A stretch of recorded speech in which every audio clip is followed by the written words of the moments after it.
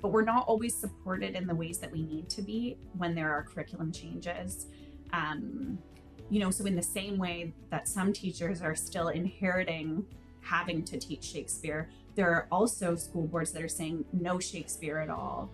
And so Right. the lack of agency among teachers and autonomy certainly is an issue. Welcome to the Braemar Life Skills Academy podcast, where we'll explore the evolving world of education and student well-being. I'm your host, Mike Helsby, and in Season 2, we're focused on personal well-being, self-regulation, and innovative learning strategies for school and everyday life. Whether you're an educator, parent, student, or education thinker, this podcast is for you. Join us for insightful discussions, valuable perspectives, and a fresh look at the future of learning. Let's take that step into the future of education together.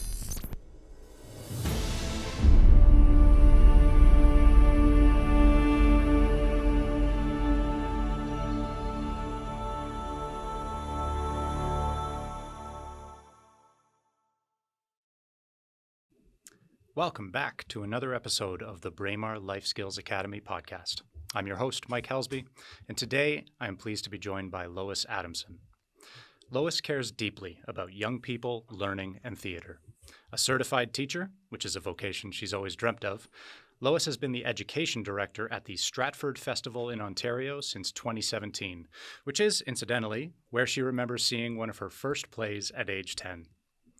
After completing her undergraduate and concurrent education degrees at Queen's University and her Master of Arts at the University of Toronto, where her thesis explored why teachers bring students to live theatre, Lois landed what would become a dream job, working in education and participation at Young People's Theatre in Toronto, the oldest professional theatre for young audiences in Canada.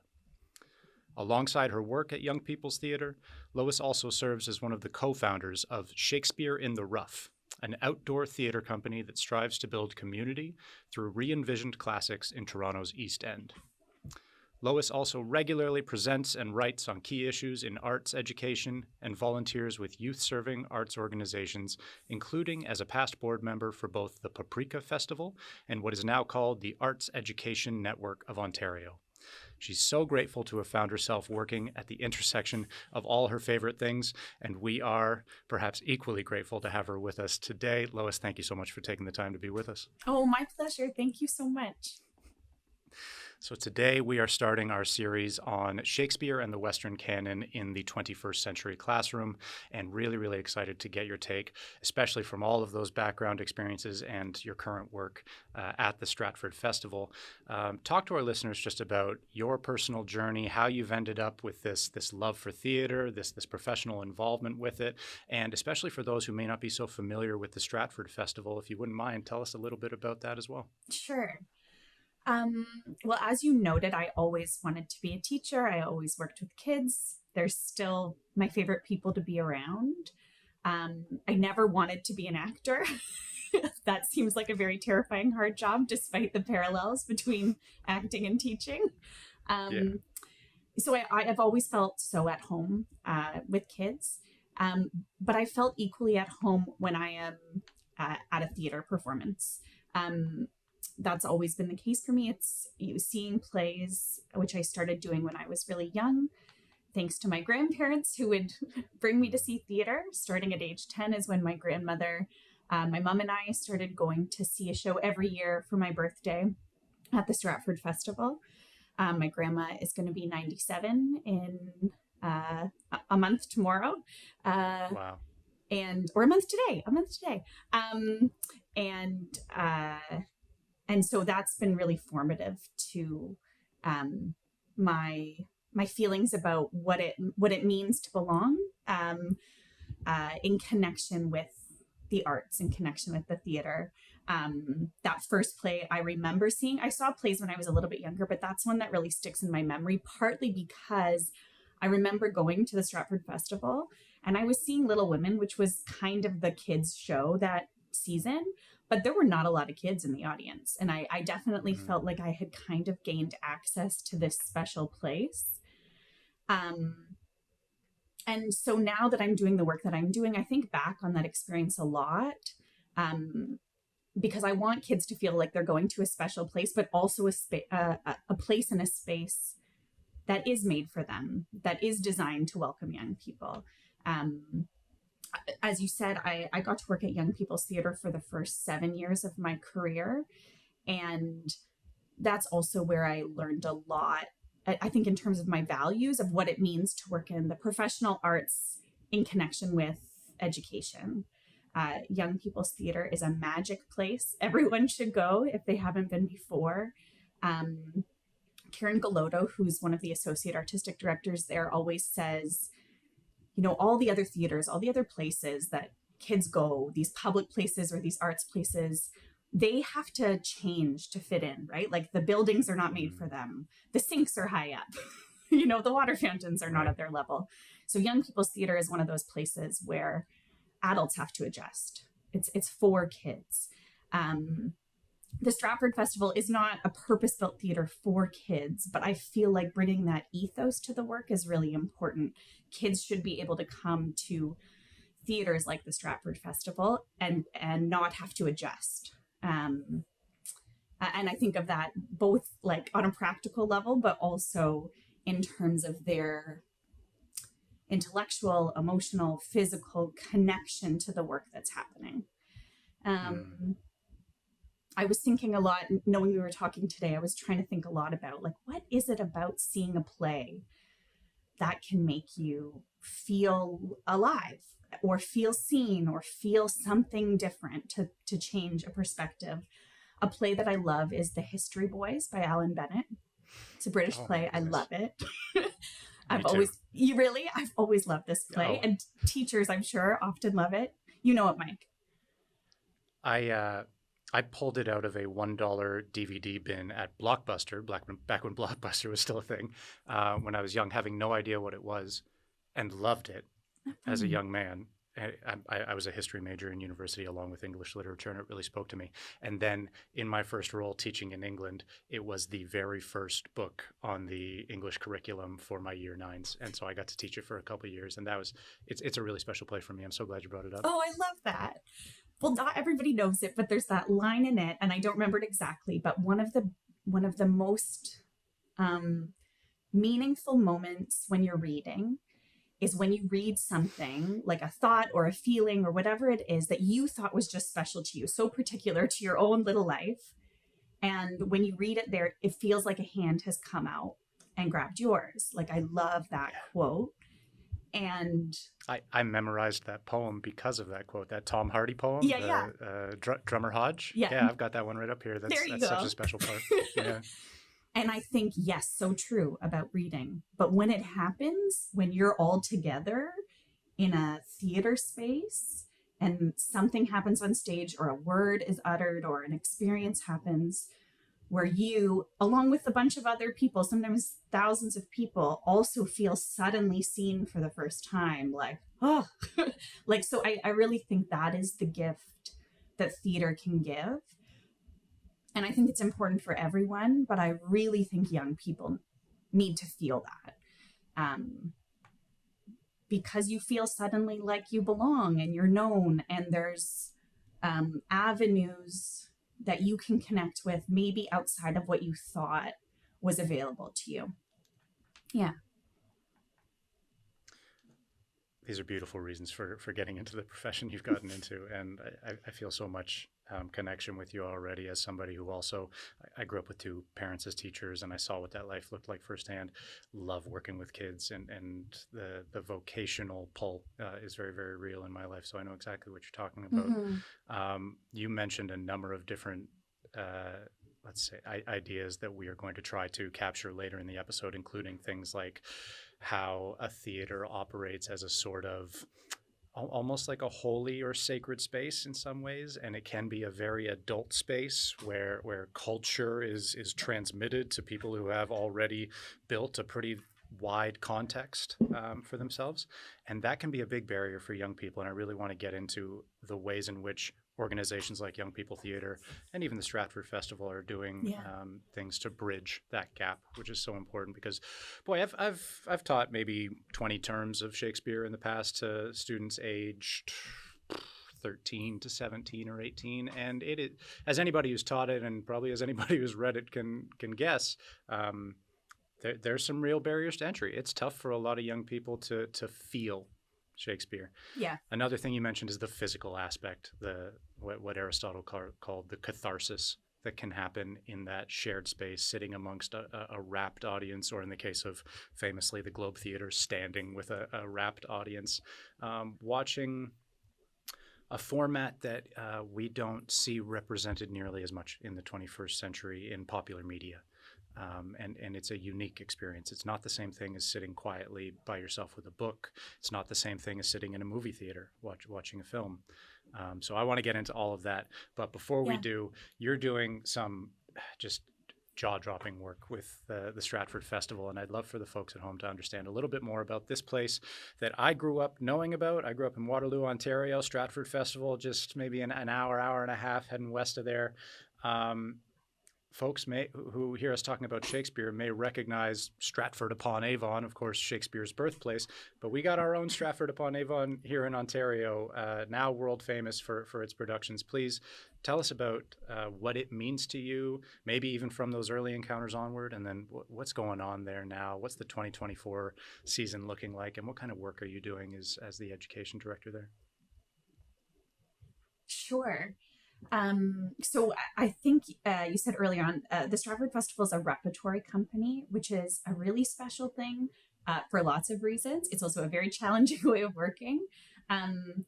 What it means is that we have many shows on stage at the same time, performed by the same group of actors. So you can come this season and see Twelfth Night at 2 p.m. in the Festival Theatre, and you can come back at 8 p.m.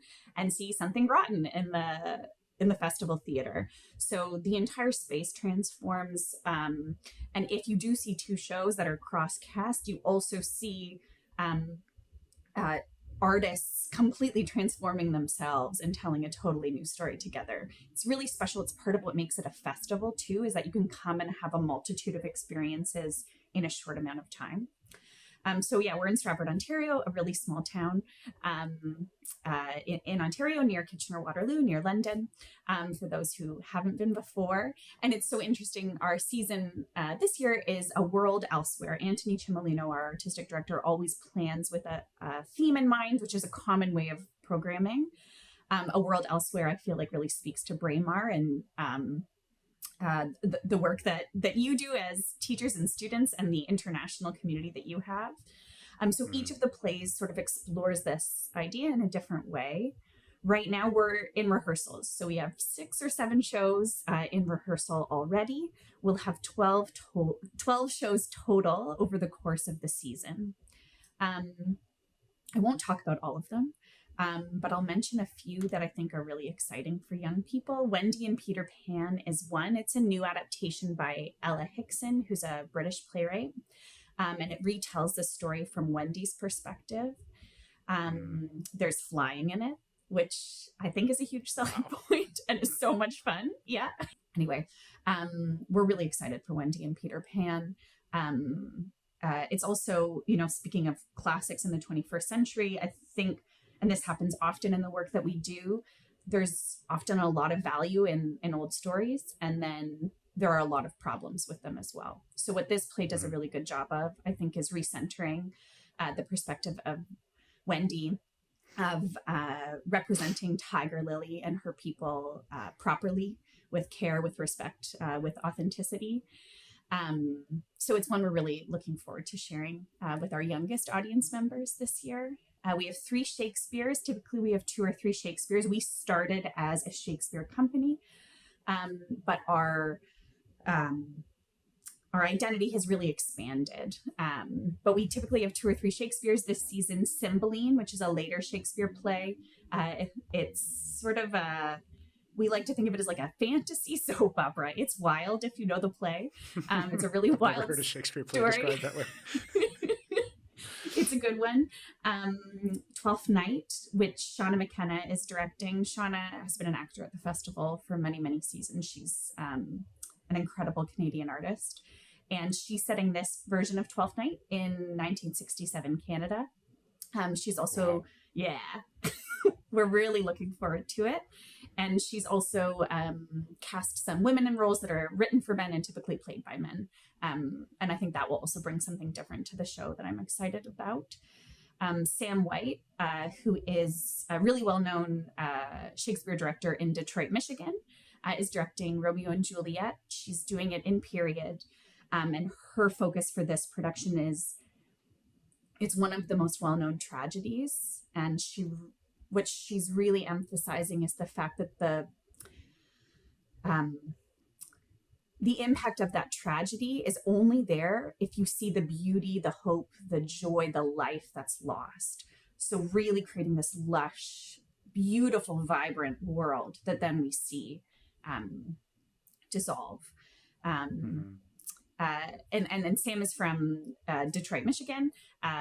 The Stratford Festival has a really strong patron base in the United States. We would not exist without that. So it's really exciting when we have artists from the US working with us as well.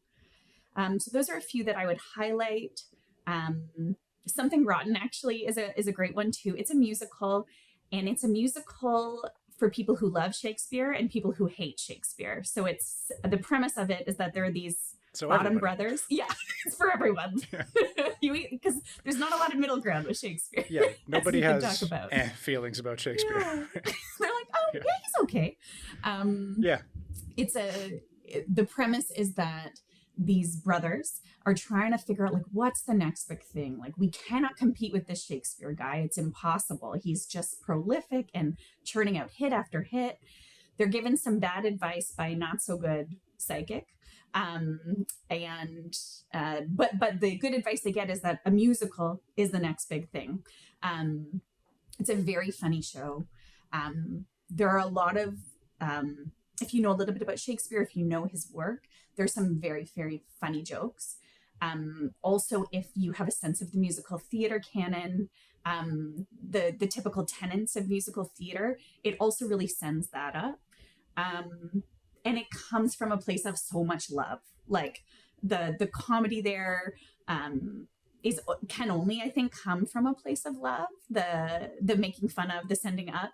But it's a real joy. It's directed by Donna Fior, who's directed many musicals at the festival before and is really well known for the incredible work that she creates.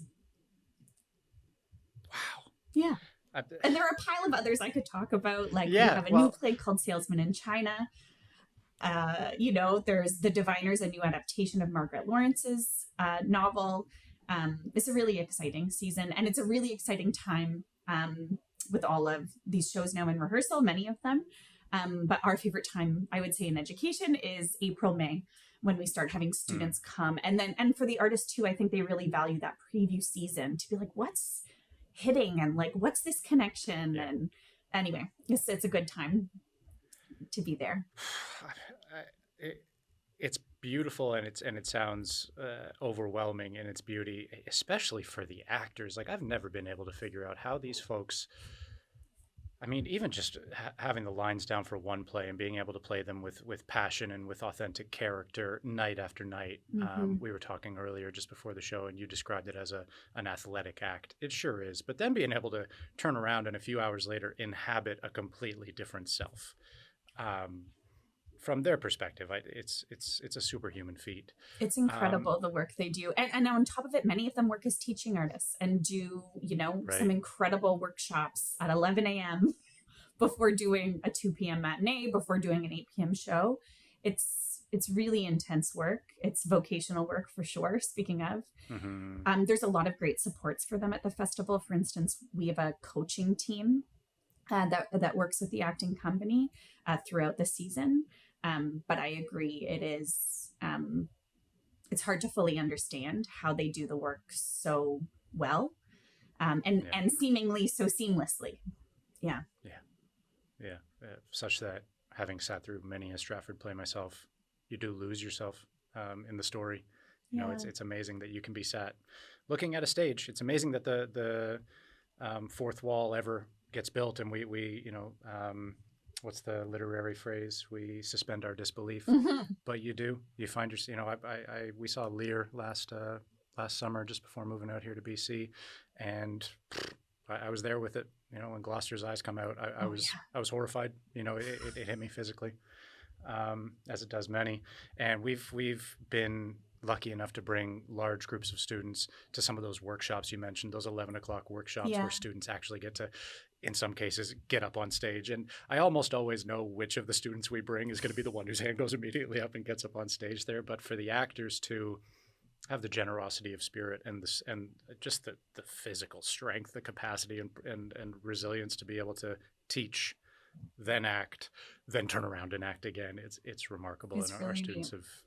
It's always the most impactful part of our English classes when we're able Oh, to come that's so there. good to hear. It's so interesting too to hear you say you kind of can predict which students are going to be like, oh yeah, it's my time. Because oftentimes Yeah. we also hear from teachers like, so and so doesn't say boo. And then suddenly we're in this workshop and they are this totally different person. And Interesting. sometimes I think that comes from learning from someone new that you don't have an established pattern with. Like the same social dynamics are sort of interrupted when you go elsewhere, hopefully. And Yeah. sometimes it's from connecting with a teaching artist that isn't your everyday person. And they maybe see something new in you, their expectations of you are different. So we often have that feedback as well. The artists who lead those interactives is what they're called, the interactive pre-shows. They're set in the theater and they're led purposefully by 3 actors who are appearing in the matinee that the students will then see. The actors often talk about like it's kind of like an ally building time. Like they kind of become friends, and then those student audiences tend to be among the most engaged and responsive because they're like, oh, well, that's my friend up there. Like we just did a whole thing together, and they feel at home in this space. Like going back to what we were talking about earlier, it doesn't feel like this, what can sometimes feel like an alienating or stuffy place. Not the Stratford Festival, but theaters generally, like they feel more at home and more invested from the get go. So those are a program that we're really passionate about. When I was teaching in England, one of the really beautiful parts about teaching there is that you actually, most schools, I think, will do a field trip to London, and it's not the same Globe Theatre that Shakespeare was No. working and his performers were acting in, but it's an exact replica as far as I know. And you go to this Globe Theatre and you stand in the pit, and it's amazing. My recollection, having done it just twice, is the silence. The students come in and there's this awe that hits them almost immediately, and you can feel the transmission of all that's gone on in that space, or the space that it represents for 400 plus years, and what it would have been like to inhabit a completely different life, in a completely different time, and see a performance. It's so much different than sitting in a classroom and reading, whether it's the original text or the abridged text. Something I really wanted to maybe just introduce and get your thoughts on is the difference between reading a play, which we are often made to do as young people in class or as teachers teaching the curriculum, and seeing a play and being there in the midst of it. I was planning on talking about this after, but we might as well now. There's a lot of work being done now understanding what happens in the body when we experience awe, and ways in which collective experience of creativity or collective experience of a sort of shared purpose, like a narrative, can act almost as therapy. Yeah. And one of my favorite thinkers, Bessel van der Kolk, who wrote the now quite famous book, The Body Keeps the Score, he brings up 6 progressive methods for healing trauma. One of them that he really emphasizes is drama, both acting and participating in the audience in a dramatic setting. What are your experiences with that, both as an audience member and now as someone directly involved with these theaters? Do you see this as a space of healing as well as sort of cultural transmission? I think at its best, definitely. There's a few different or hopefully interconnected thoughts I have about it. One is what you had talked about, like it's so different sitting in a play and going all the way through it. Is different than reading a book alone, partly because of the embodied somatic social, but also because when you're reading a book alone, you can be like, oh, I'm going to take a break. Or like, I don't love this book. I think I'll just skip through this part. Or Right. if you were me as a kid reading Little Women, feels like something real bad's about to happen. I'm not emotionally ready for this. I'm going to skip ahead and pretend it didn't. Right. So theater push it, like you have an arc of an experience. I think the other element of that is like so much of our lives we consciously or unconsciously curate. Um, there are algorithms that literally do that for us in terms of the content that we consume, the voices we hear, the music we listen to. Whereas theater might, especially if you're being brought there by a teacher rather than being like, I'm going to go buy a ticket to this, might invite you to experience something that you wouldn't have otherwise. And you do it over the course of a sustained period of time. That cathartic experience can only really happen in that sort of way. And there is some healing that can happen there. Mm. The empathy piece is there as well, of course, both as an audience member, but if you're doing some of the educational work that we offer as well, you're taking on perspectives, you're speaking words of characters that are not you, but that you will connect with. So I think that is a part of it for sure. The social piece is big, I think, because there is also an element of privacy in the theater. Like you're feeling and hearing, and folks are responding differently. Some people are big laughers. Some people, you can feel the breath, but there is this, and so you're connecting even in moments of disconnection where you're like, oh, I actually don't think that's very funny at all. But I'm so interested that group of people did, or this is what's hitting me.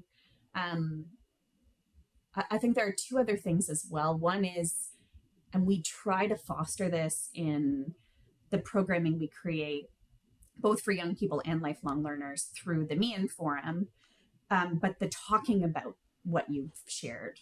Like, that's also what amplifies and makes possible learning, healing, perspective taking, the development of empathy, is by talking about what you've experienced and those points of resonance and disconnection.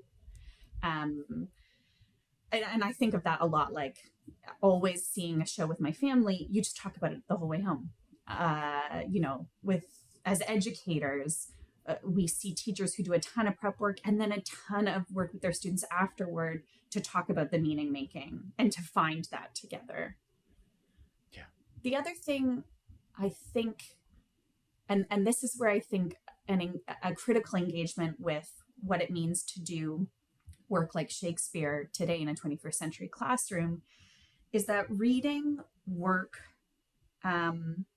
where horrible things are happening and where groups of people are harmed, excluded, misunderstood, where some of the language is really, really painful, reading that silently is also very different from hearing it spoken aloud, from seeing that violence on stage, from seeing that exclusion, and then from sharing that together. But of course, the point of doing all of the work is not to be like, look at that misogyny on stage. Let's move toward that. It's to experience that pain and to figure out how to repair it and to see the journeys of the characters in that, like to make personal the political, to make specific the broad. That's what stories can also let us to do. It can also allow us to do. And so I think all of those things when I think about why live theater. Yeah, it's so well said. Maybe a point just to put out there and let people chew on. I don't think we make enough of what happens when we even watch a movie, but watch a play, read a book, experience a narrative, and or rather subsume our identities into the identity of a protagonist. Mm-hmm. It's kind of like we almost elide it when we talk, even in our literature classes or circles, about what happens. We kind of just assume, like, yeah, of course you associate yourself with the main character, but like that's something like magic, right? Oh Like yeah. I don't, there's something really, really deeply, fundamentally human that we can all learn from when you realize, like, you watch Star Wars, the old good ones, not the new, you know, You got to be money specific there. grabbers. Yeah, let's say A New Hope, right? And the camera pans down from the moons down onto Tatooine, and you see this farmer, right, Luke Skywalker, and immediately for a lot of audience members, you are Luke Skywalker in that moment. And what Mhm. happens to him when he gets his hand cut off? Sorry, spoiler alert, but it's been like 50 years, so I think um, you're safe. you feel a bit of pain, right? Like you're devastated, right? And when they succeed, you feel as though you succeed. And Hmm. the things that happen in your body when you're watching that are what would happen, maybe in smaller ways, but still, what would happen if you were to have succeeded or felt devastated in real life? It speaks to the really the difficult to describe connections that underlie all of humanity, right? Like, and I know that's a huge thing to say, but I feel like there's something that's missed by a lot of educators and a lot of students when we talk about how do we transmit the power and the passion and the meaning of these plays, when we forget to really emphasize, like, isn't it crazy that you feel this at all, that catharsis can happen at all, that pity and fear in the midst of an audience sitting and watching a story, sometimes it, like, you're watching Peter Pan, right? It's a quote Hmm. unquote kid story, but you still feel it.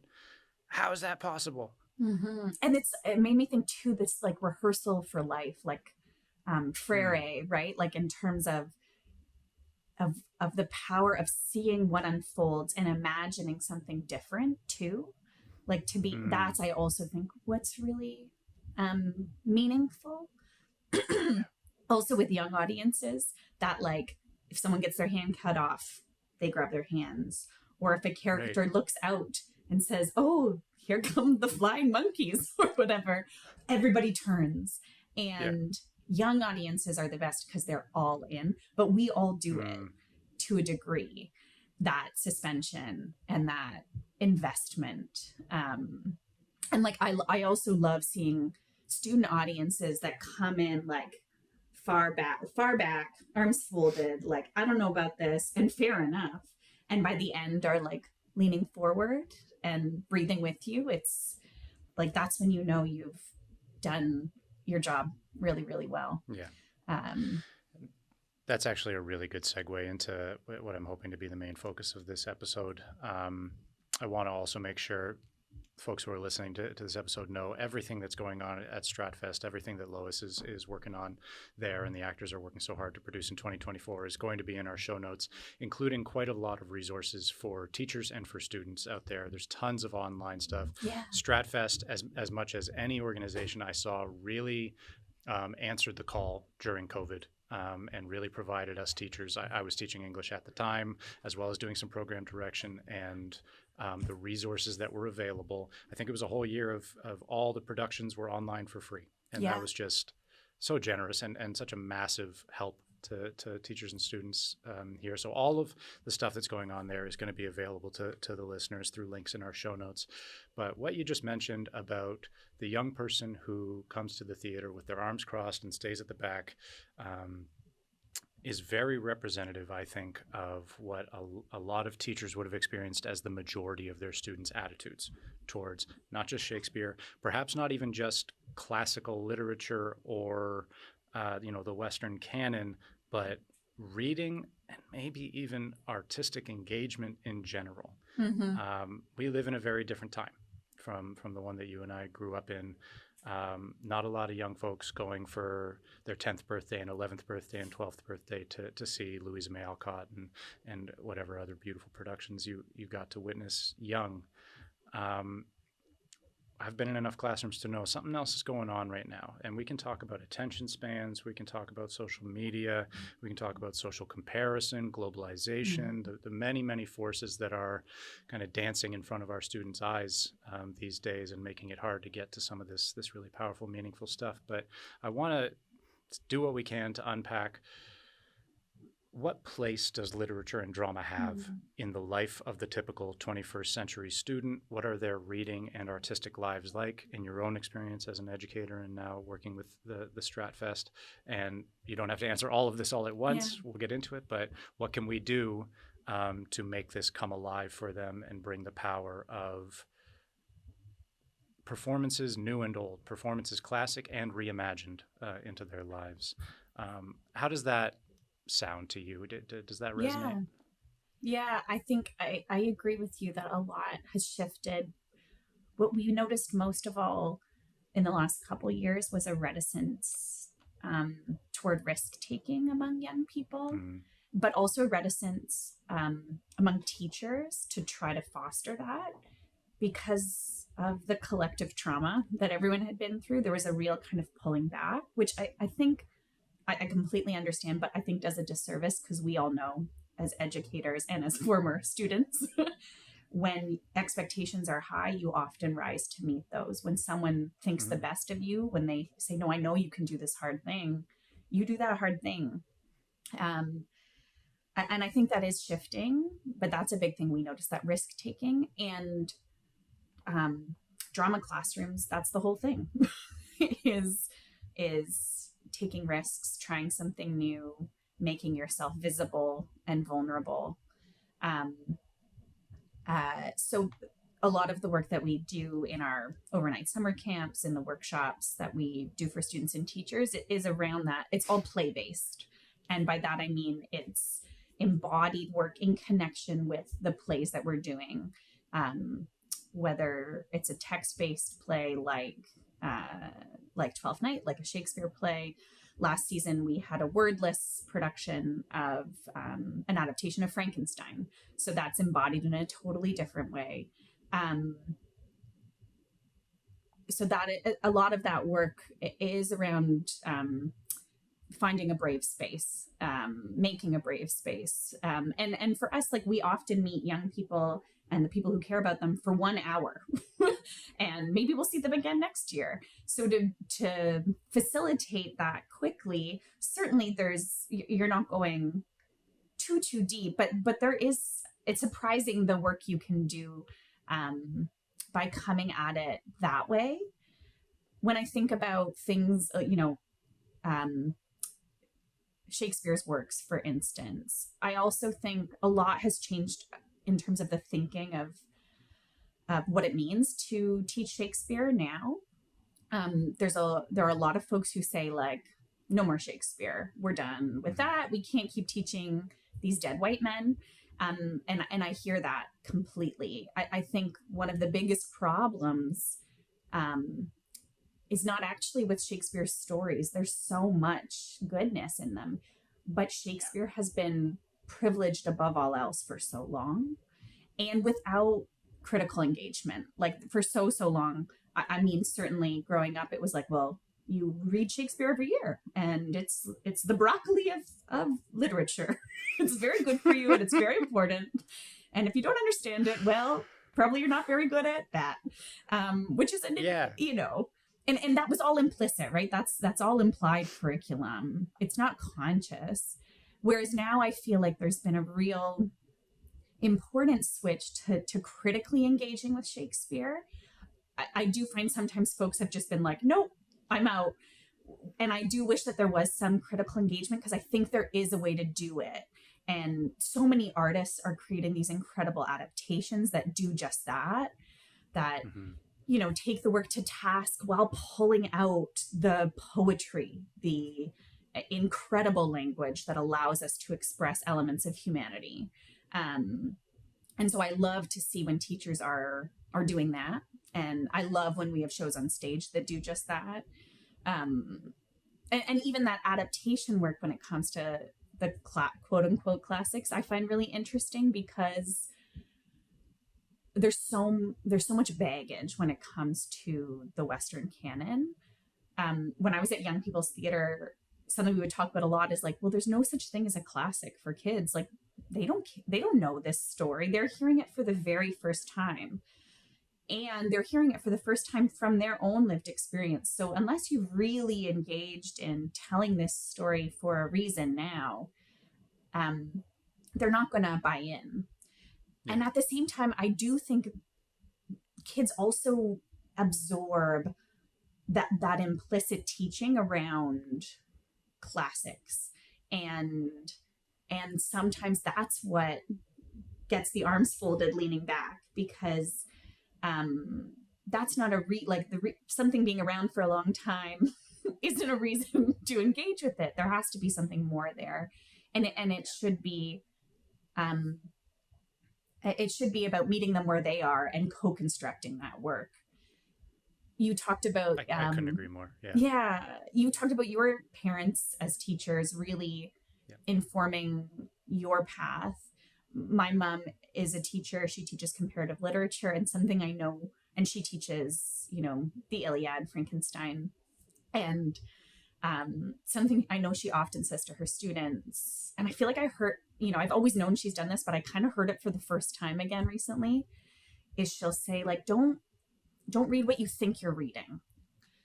Read what you're reading, because there's all these, even if you've never read Romeo and Juliet, you kind of know about it, or you think you know about it. But if you read what you're really reading, and if Lois is doing that in terms of where she is in this specific moment, you are going to find something in it and make something of it that is that is special and that is meaningful to you. And the power of theater is also that it's not just one person who's written words down on a page. There's a huge group of people with diverse experiences who are coming together to co-create a story and to lift it from the page onto the stage, and then meet with audiences to make something of it together. And I think, and certainly there's still a lot of baggage, for lack of a better word, about like, well, but this is how you do Shakespeare, which is bananas. There's no one way to do anything. Right. And so I find that also an important approach in the classroom, and in terms of the work of a theater, coming at it collectively together for that meaning making, rather than sort of this dissemination or this transfer of something. Yeah. I always call it top downing. Exactly. Where it's like, I am the possessor of culture. Culture is the prime value, and you are lucky enough to have me hand it down to you. Right? Receive it the way that I gave it to you. Don't mess with it. Right? Don't interrogate it. Don't play with it. Certainly, right? It's not to be there. There's no space for play with the with the cultural tradition. Well, and I think that's all the great way to kill something. Yeah, and we do it without realizing it, though. Like, and I know even, folks, like I've got 2 littles, and sometimes I'll say something and be like, whoa, whose words are those? Not mine. Because we inherit ways of teaching and learning. We inherit ways of parenting without always being fully conscious of it. And so having that critical lens on our own practice as educators, I think, can also, like, that curious, like, oh, that's interesting. That's not quite what I had hoped to do, or that felt a bit out of alignment. I wonder where that's coming from. Can be really helpful. Teaching texts that we love can also be hard if we're unwilling to come at them with critical love. Something else I think, going to the theater is a lucky experience, right? And that's a problem. It should, be like a library. Everyone should be able to go to the theater. But when you're made to feel like it's very lucky that we're here and it's so special, you also feel like you can't not like it sometimes. And you should be able, as a student on a field trip, you should be able, to say, like, that didn't work for me and this is why. Or this didn't resonate. Or I felt there was a real gap here in terms of perspective. Yeah. It's one of the reasons I want students to see many plays, many places, so that they develop that vocabulary to be like, well, I saw this a couple years ago and that I'm still thinking about. Whereas over here, I noticed this didn't sit well with me, but I see this connection here. Like, that vocabulary of experience can be so meaningful. There's so much there that I want to talk about. And I really want to finish this episode by giving examples of work that you think is doing a great job of some of those, expressing some of those values and allowing the space for interrogation and reimagining of some of these performances. But I want to linger a little bit on this idea. Shakespeare is, I think, the quintessential example of what we're talking about. And there's a few others that we might talk about, but we said early on, just kind of half jokingly, there's only two responses to Shakespeare, right? Like there's the people who absolutely live and breathe Shakespeare every day of their lives. They love and revere the work. They see it all the time. It even inflects their speech patterns. And then there's everybody else who Mm-hmm. mostly, again, there's no meh towards Shakespeare. There's no middle ground where it's like, oh, I haven't actually thought much about or heard of Shakespeare. No. Like there's a lot of, I think, often ill-informed hate, right? Like, especially from students who were made to sit through a class. They sat through Twelfth Night in grade 9, Romeo and Juliet in grade 10, Macbeth in grade 11, and Hamlet in grade 12, and they never understood a word of it, and they were never engaged, and they just kind of mouthed the words when they were asked in that monotone that is the absolute death of all art. Um, and they're scarred towards that art form for life as a result. You mentioned something that's really, really insightful and that I think a lot of teachers are sort of implicitly aware of, but it's worth saying out loud. We often talk about Shakespeare as though understanding him is a mark of intelligence, Mm-hmm. as though if you can get this, that means you're one of the top students. And if you don't get this, that means the opposite. And it's kind of used as a litmus test. It's very, very strange that that's the case, given, like, even forget the fact that there's a million other works, often far more contemporary, often with language that's far more accessible for students that we could be teaching. Mm-hmm. Like, I'm still not quite sure that a lot of teachers really understand why Shakespeare is Shakespeare and not Goethe, Yeah. Tolstoy, Dostoevsky, Cervantes, right? Like there's a lot of like inimitable, universal theme filled work that could fill that same cultural space, but it has to be Shakespeare. Um, I think a lot of students might benefit from knowing that a lot of teachers kind of feel the same way that they do about this, and that if a teacher was asked, like, why is it so important? Why is it so important that we pass this on? Why can you choose between any maybe 20 or 25 books on the Trillium list for your novel study? But you, as a teacher in many schools sitting still, you don't have a choice. You have to teach a Shakespeare unit. I don't think they'd be able to answer why at this point. And what you're talking about in terms of seeing it in multiple spaces, in multiple forms, seeing it on small stages, maybe through civic theater, seeing it through big, beautiful performances like at the Globe or maybe in the Stratford main stage, gives you an ability to have a critical eye towards it. And it strips away some of that. Well, it takes away the podium, right? And it allows you to look him face to face, eye to eye, and say, why should this be important to me? And also, like, does this feel important to me? Mm-hmm. Yeah. Like, even to be able to say, I don't know if this means something to me.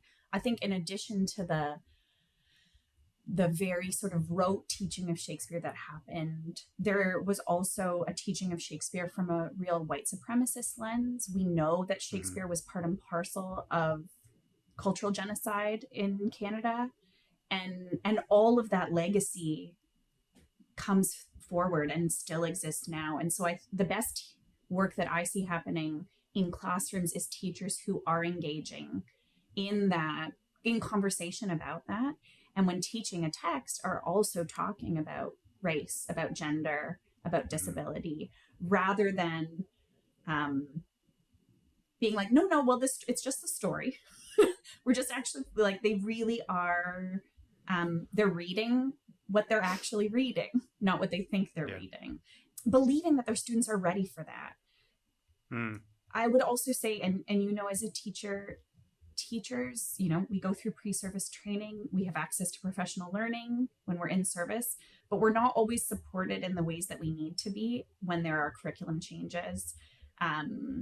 You know, so in the same way that some teachers are still inheriting having to teach Shakespeare, there are also school boards that are saying no Shakespeare at all. And so Right. the lack of agency among teachers and autonomy certainly is an issue, and one that I'm curious about. Um, I don't know what the Yeah. solution is, but it's something I wonder about. And I do think, that approach that I was talking about, where teachers are really reading what they're reading and talking with their students about the here and now and inviting challenge and criticism and celebration and joy. Those are amazing. And I love when teachers choose new texts, whether it's an adaptation or a totally new story. We need it all. And we need to look at work in connection with other work. That's also where that richness comes from. You mentioned, I'm not sure what the solution is to this, and I'm not sure either, but I was listening to Dr. Ellen Skinner talk about some of their work around motivation and trying to figure out, they did this massive meta-analysis of peer relations, teacher relations, and parent relations. How do we combine all of what we know about how those different individual forces correlate with student engagement and kind of smash it all together and see how they correlate and interrelate, and in some cases kind of cancel each other out. But one of the ways I think that we can begin solving this issue of bringing agency to the lives of teachers, having the autonomy to choose texts that they feel passionate about, have expertise in, and want to impart those values to the students, is really having big, wide cultural conversations that emphasize how clear the research is now about the correlations between teacher motivation and teacher well-being and student motivation and student well-being. Folks, I'm going to post a few articles just to give you a taste of this stuff. Sometimes it's a little dry to go through, but the kill shot is the correlations are massive, right? Like they're almost direct. Right. It's if you have a teacher who brings a high level of engagement and motivation to their classroom, the research shows it really doesn't matter what level they're teaching. The student engagement is going to come relatively quickly. And when a teacher is well, the well-being outcomes in that classroom are predictably higher. And I'd love to see. It's funny. I think about the artists on our stages. So many of them, when we have a post-show chat where students are asking how did you end up doing this for work? Many of the artists talk about, well, I had this one special teacher who did this for me, or I had this one special teacher, and ever since I've been obsessed with this Shakespeare play, or I felt like this suddenly was a place I belonged, which is of course anecdotal and small, but speaks to exactly that research you're talking about the magnitude of that connection. Yeah, and anecdotal it may be. I really love the phrase that data is the plural of anecdote. But one thing that Dr. Natasha Parent at UBC really loves to emphasize is that one of the most robust findings in all of education psychology is what you just said about the one special teacher, that one trusted adult, usually in an education context, they can literally substitute for poor outcomes at home, right? If there are poor parent-student relations, that one trusted teacher can actually overcome those deficits in the research. And that's, again, been proven over and over and over again over the last 10 to 20 years. We're running out of time here before one of the most important questions that I wanted to ask, so let's get to it. What are you seeing in your experience? What's going on in the Toronto theater and maybe elsewhere that is also answering some of these questions, bringing some of the universal themes that I think apply to everyone, regardless of identity, that get lost in some of the teaching of Shakespeare, right? Like I can't imagine a teenager or a person who reads who's not interested in death, friendship, insanity, war, right? Like all of these grand, the stuff of life, right? Where is that being brought with fresh eyes, with fresh perspectives, with a consciousness of historical context and the harm that colonial efforts did, especially when using some of these art forms, and where can we find space to replicate that in our work as educators? That's a good question. I also sometimes balk at that universality. That universality can be credited to any text. I think humanity for sure, and I think thematic connection for sure. But the idea that Shakespeare is universal, I don't think I agree with.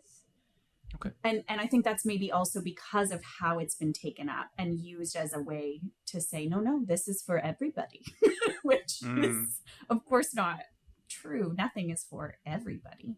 And at the same Are time, there themes that are? I agree. I think there are, but I think sometimes how the themes are engaged with might be really alienating. They might be Yeah, really certainly. exclusionary. But I think that answers your question of like, what are artists doing where this work is really incredible? A couple thoughts come to mind. One is last season, we did a production of Much Ado About Nothing. Chris Abraham directed it.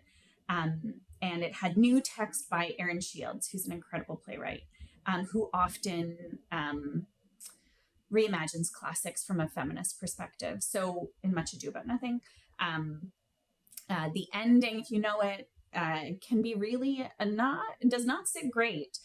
Hero ends up marrying Claudio after everything that's unfolded. I won't go into all the ins and outs, and you hear very little from Hero. So the text was rewritten. They still got together in the end, but we heard so much from Hero. But what was really interesting is a lot of students who came to see the show did not know that it had been changed at all. They thought, yeah, this is the play. They didn't know the previous version. And many students were so mad that Hero chose to be with Claudio in the end. They could not believe that she would do that after everything that had happened. Wow. And then we had to tell them, well, it's actually, you probably would really not like the original then. And I'm joking, but it was a really wonderful point of engagement. And there were and then we had a lot of discussions about like, no, like that really worked for me. I totally get why Hero did this. Forgiveness is a thing. Forgiveness is real, and that's love.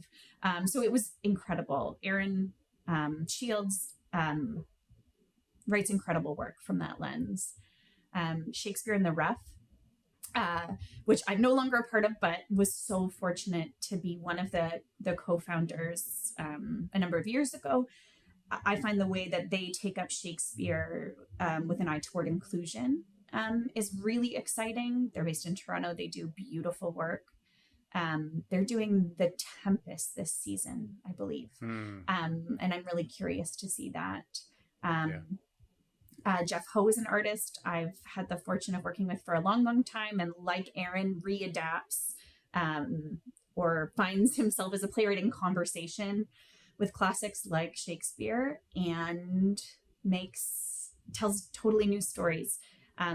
His production of Antigone, which was directed by Karen Galotto and Stephen Colella a number of years ago at Young People's Theatre, is one I still think about in terms of what Antigone means to young people now. Right. So there's a ton of exciting work happening. And then there's tons of new stories being told too. A program we have happening right now at the festival is virtual. It's called the Virtual Indigenous Arts Immersion Program, and it's centered around Frances Concan's Women of the Fur Trade, which is a fairly new play. Thompson Highway's The Rez Sisters, which is not a super new play, but is one that we find teachers and students are always really hungry to engage with again. And Jenny Lauzon and Caitlin Reardon's 1939. It's a play that looks at the agency and resilience of young people in a really beautiful way. And those titles are available on Classroom Connect, which is our school-focused platform of Stratfest at Home. Anyway, that's just such a limited perspective on some of the work happening among teachers and artists who are, I think, looking at the canon much more expansively, and who are excited about talking with young people about what these stories might mean to them now and what they're going to look like in the future.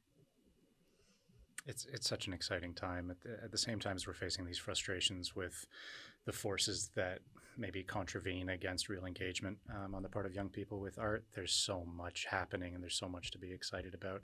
You've also provided us with a very nice teaser. We're going to be chatting with Jeff Ho in just a few days, and that episode's, very lucky. excited. I can't wait. If you had just kind of a parting word of wisdom or encouragement for the students and teachers out there, yeah, I know it's a big ask, but go anywhere you want with it. In terms of moving into some of these exciting new directions that you've just described, what would it be? I think, well, I have a daughter who is in junior kindergarten this year. And so, what I think it would be, and what I'm really seeing in her, and I'm so grateful for, is um, classrooms and schools are the most important places in the world. And Mm, the the meaning making, the relationship building, the change that can happen in these small communities, in the in the space of a classroom, in the space of a school, in that one-to-one relationship between that special teacher and a student.